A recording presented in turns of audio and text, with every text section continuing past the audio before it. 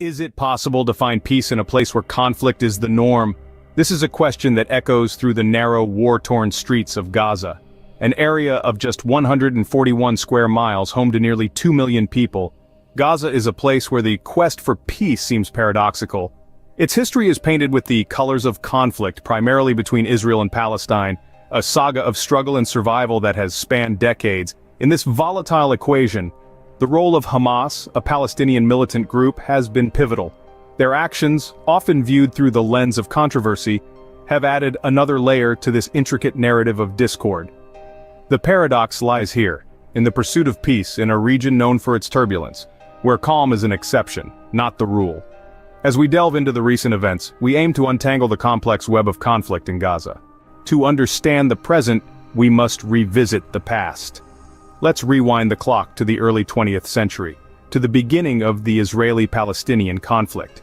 This is not merely a clash over land, it's a saga, woven into the very fabric of identity, religion, and nationalism. In the heart of the Middle East lies the area known as Palestine, a region that has seen the rise and fall of empires, the birth of religions, and the ebb and flow of human civilization. It's the late 1800s and Jewish nationalism, or Zionism, emerges as a response to centuries of persecution. This movement promotes the establishment of a Jewish homeland in Palestine, the biblical Promised Land. Fast forward to the aftermath of the First World War. With the collapse of the Ottoman Empire, Britain takes control of Palestine under the guise of a mandate. The British promised to facilitate the creation of a Jewish homeland in Palestine, while also ensuring the rights of the Arab majority. This dichotomy fuels tension between the Jewish immigrants and the Arab locals, setting the stage for conflict. Then comes the Second World War, a cataclysmic event that adds a new layer of urgency to the Zionist cause. The horrors of the Holocaust lead to a surge in Jewish immigration to Palestine, intensifying the struggle for control over the land. The United Nations steps in, proposing a partition plan in 1947 which divides Palestine into separate Jewish and Arab states. The Jewish community accepts the proposal, while the Arab states reject it, leading to a war that results in the creation of the State of Israel in 1948. The decades that follow see a cycle of wars, uprisings, peace negotiations, and periods of relative calm, each leaving deep scars on both sides. The conflict is further complicated by issues such as the status of Jerusalem, the right of return for Palestinian refugees, and the establishment of Israeli settlements in the occupied territories. This background sets the stage for the current situation in Gaza. In the center of this conflict stands an organization known as Hamas. A name that resonates with controversy, charged with a history of resistance and rebellion, Hamas has been a pivotal player in the Israeli-Palestinian conflict since its inception. Hamas, an acronym for Harakat al-Muqawama al-Islamiyya, which translates to Islamic Resistance Movement, was formed in the late 1980s during the First Intifada, a Palestinian uprising against Israeli occupation. Founded with an aim to liberate Palestine from Israeli occupation, Hamas has always been vocal about its goals. Its charter, penned in 1988, explicitly states the desire to replace the State of Israel with a Palestinian Islamic State. Over the years, Hamas has grown into a dual-natured entity, a political party and a militant group, making its role in the conflict complex and multifaceted. On one hand, it serves as the governing body in the Gaza Strip, responsible for providing essential services to the people. On the other hand, it continues to engage in armed resistance against Israel, a stance that has been both condemned and supported, depending on one's perspective. Hamas's influence on the situation in Gaza is undeniable. Its decisions and actions have shaped the course of the conflict, often in ways that have had direct impacts on the lives of the people living in Gaza. From deciding to engage in ceasefires or choosing to escalate violence, to managing the everyday running of the Gaza Strip, Hamas's role is integral to the narrative of the region. The organization has been criticized for its tactics and its refusal to recognize the State of Israel.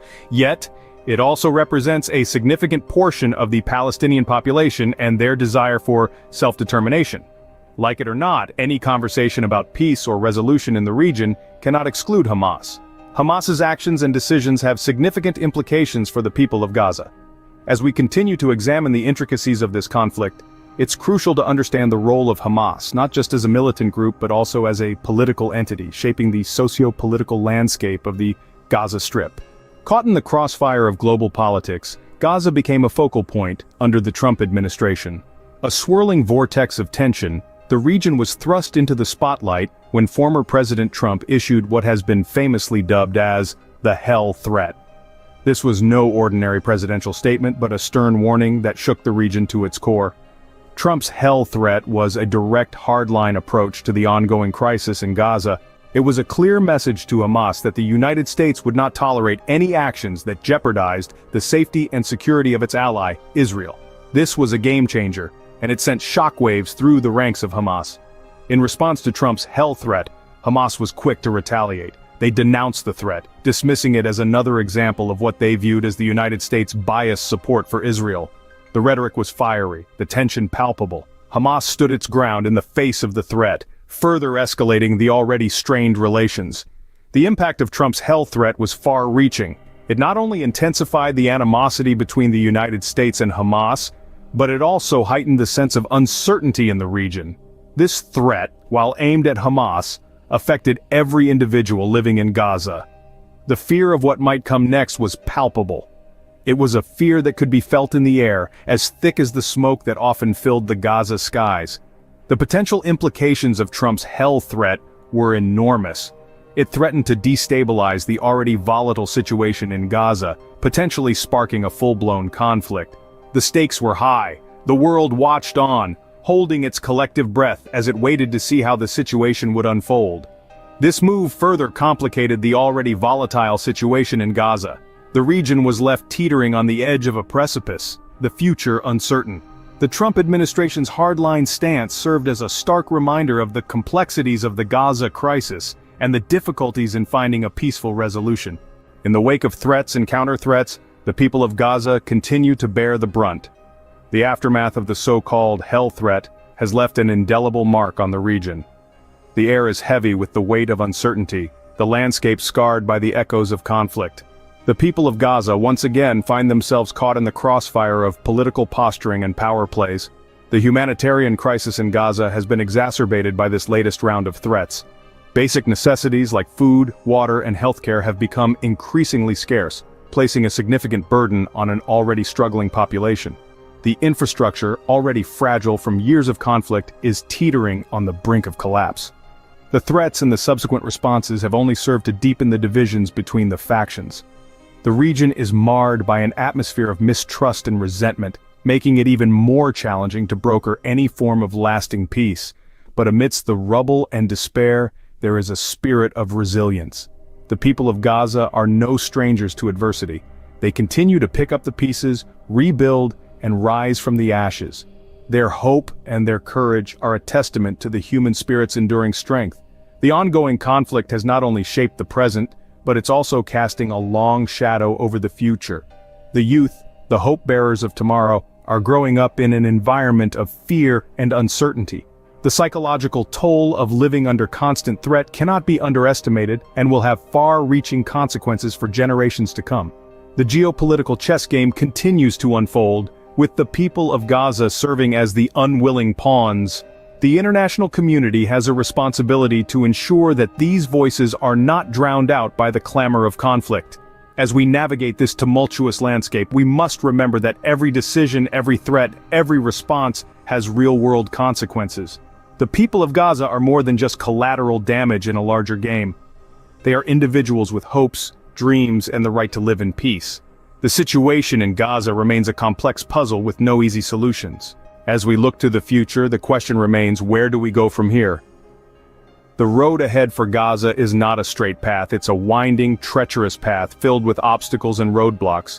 Yet it is not a path that we can afford to abandon. We must continue to navigate this difficult terrain with the hope of reaching a destination of peace. In this journey, the international community plays a pivotal role. It must not remain a silent spectator, watching from the sidelines. Instead, it needs to be an active participant, a mediator, a facilitator.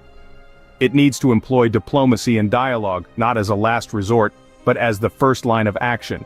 It needs to understand the complexities of the situation, the nuances of the conflict, and the diverse perspectives of the stakeholders involved. The international community also needs to provide humanitarian aid to alleviate the immediate suffering.